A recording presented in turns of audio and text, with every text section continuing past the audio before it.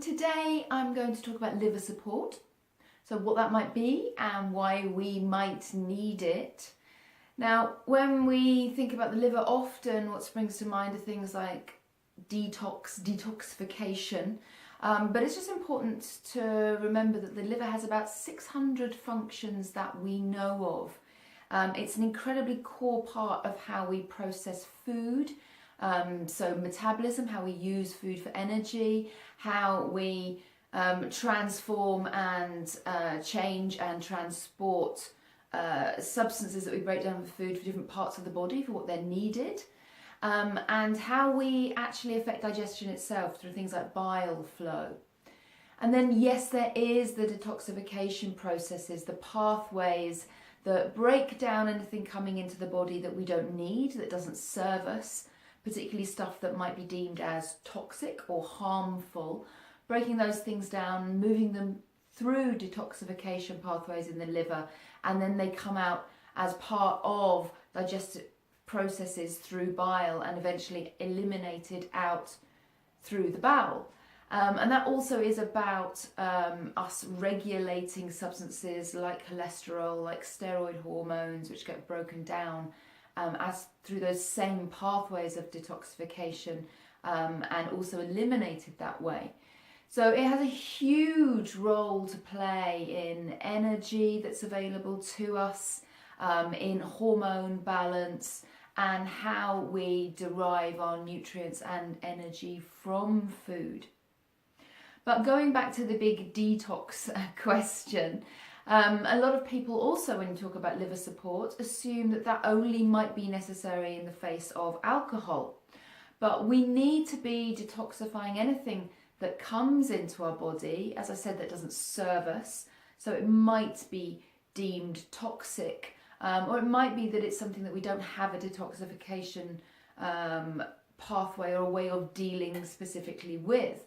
And how we move these things through then might be the liver, or it might need to go through the kidneys and the skin if the liver can't quite deal with it, which is why often overload of the liver or detoxification issues can come out in the skin. Skin is often seen as the second largest organ of detoxification. So we will support the liver to support the skin.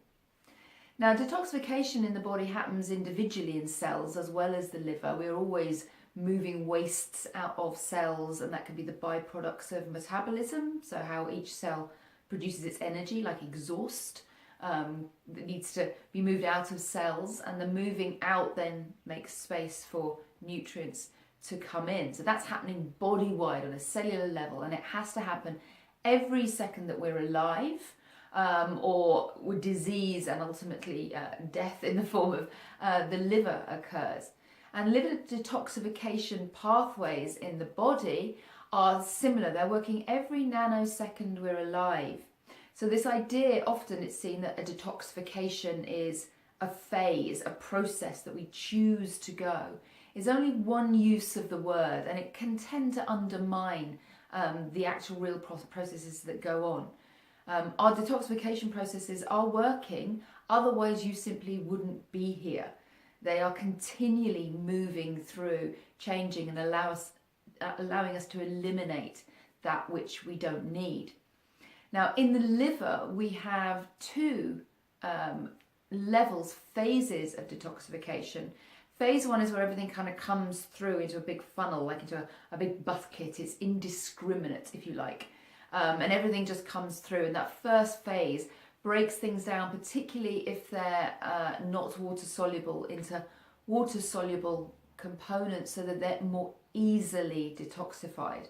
And those are called intermediate metabolites. Now those intermediate metabolites, because they are water soluble, are often more easily taken up by the body. So they need to be moved through phase two pretty quickly. When there's a build-up of those, and we'll talk about that in a minute in terms of pathological detoxification, when there's a build-up of those, they can actually go back up the portal vein in the liver where they came in, and start to run around the body and cause us feelings of toxicity and even sensitivity and intolerance. So ideally then things move from phase 1 and then go into phase 2, which has 4 separate pathways.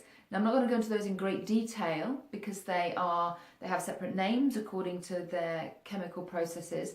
They deal with different things and they rely on slightly different nutrients. But across the board, really we need B vitamin, zinc, magnesium, sulfur compounds, and amino acids, which are the building blocks of protein to affect phase 2 liver detoxification.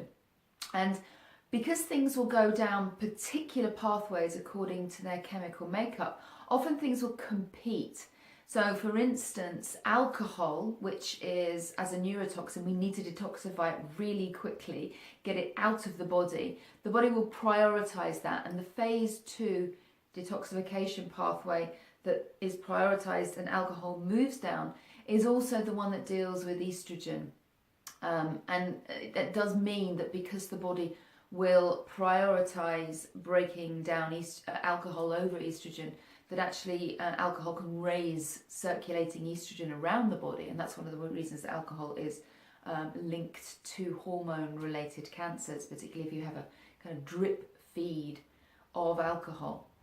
Now, I talked about phase 2 liver detoxification being reliant on sulfur compounds, and that's one of the reasons that cruciferous vegetables, like the brassicas family often called, things like cabbage, broccoli, pak choi, kale, Brussels sprouts, mustard greens, and you can kind of open that out to include things like watercress, do provide those compounds that we need to move things like alcohol, regulate estrogen, and other medications, some medications, through those pathways. Also sulfur compounds are in the allium family, so garlic, onions, leeks all have very, very good and historical traditional use as both liver herbs and as medicinals and as foods that support the liver. Now, phase 2 liver detoxification can be slowed down by a lack of those nutrients I mentioned, so low levels of B vitamin, zinc, magnesium, amino acids in proteins, and the sulfur compounds, and also vitamin C. Lower levels of those hinder that phase 2 detoxification, but it's also slowed down by stress and smoking. And what that means with particularly stress there, we'll take as an example, is that when we go into heightened stress responses, particularly live in that kind of hypervigilance, that sympathetic dominance of living on fight or flight or living on adrenaline, we're moving, because they're very energetic processes and we're metabolizing at a faster rate, there's more for the liver to deal with, more exhaust, if you like, we're creating for detoxification processes to deal with. And that means that phase 1 is speeded up, but because phase 2 is slowed down, we can get that overload, that build up in the middle of those intermediate metabolites I mentioned before. And that's when we're open to getting something which is called pathological detoxification, which quite a few people with adrenal issues also tend to feel. And what happens then is that because that build-up means that the only place that those partially broken down toxins can go is back up the portal vein and run around the bloodstream, is we get sensitivities and intolerances. So it could be food sensitivities, but also it can be seen as things like sensitivities to smell, to perfumes. Petrol sensitivities are quite common, but feeling that there's an inappropriate response to environmental factors around us and the foods we eat, which are, not inherently unsafe for us. So that's a bit of a kind of a sign, a flag that we really need to support phase 2 liver detoxification.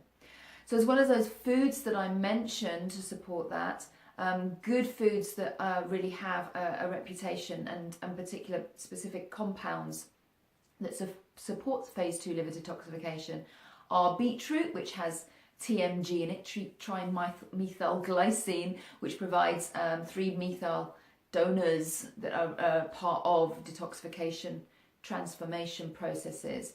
Turmeric is also has a very good reputation for phase 2 liver detoxification.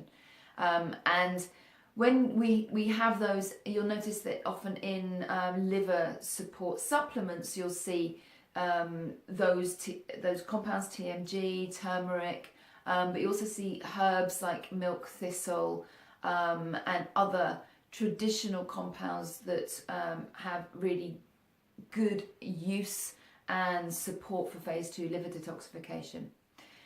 Now, having that overview of the liver also makes us understand in terms of what happens in cells and the needs there. So vitamin C is a particularly important player in liver detoxification, partly because all of those toxic compounds coming in, the liver needs to protect itself from those.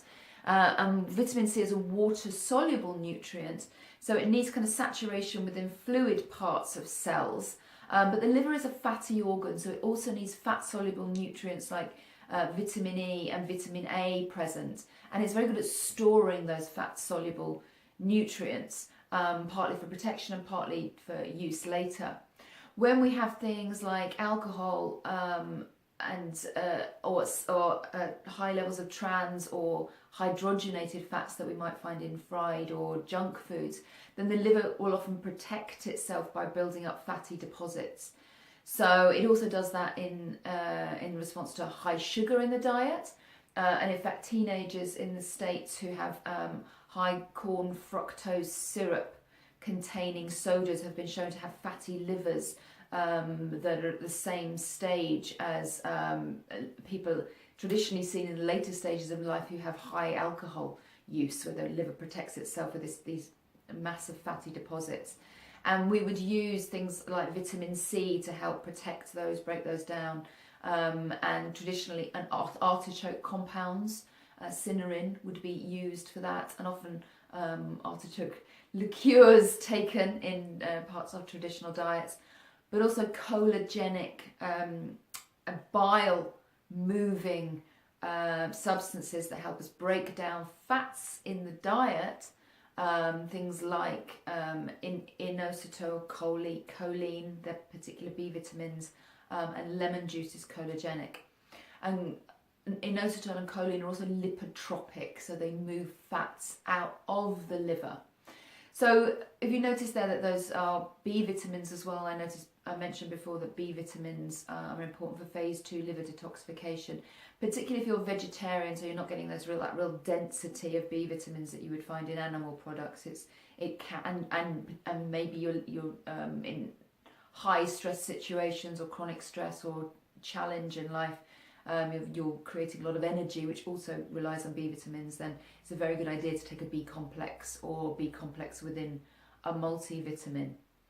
So we can see from that managing the way that we deal with stress, increasing our resilience and our adaptation and the amount of time and space we allow ourselves to come down from stress response is a crucial part of supporting liver detoxification processes. And as I said, that helps to balance hormones, it helps to balance cholesterol.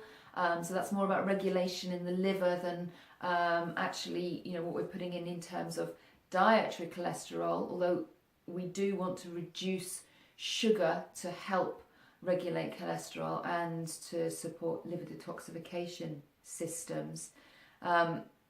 Reducing stress really reduces the burden on the liver, the amount of work it has to do.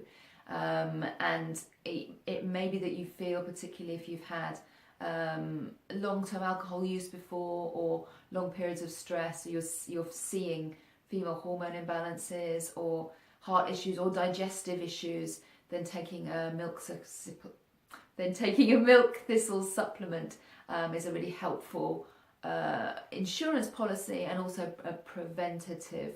The liver is incredibly regenerative. It's an amazingly regenerative organ, more than any other, and it can work on very compromised capacity.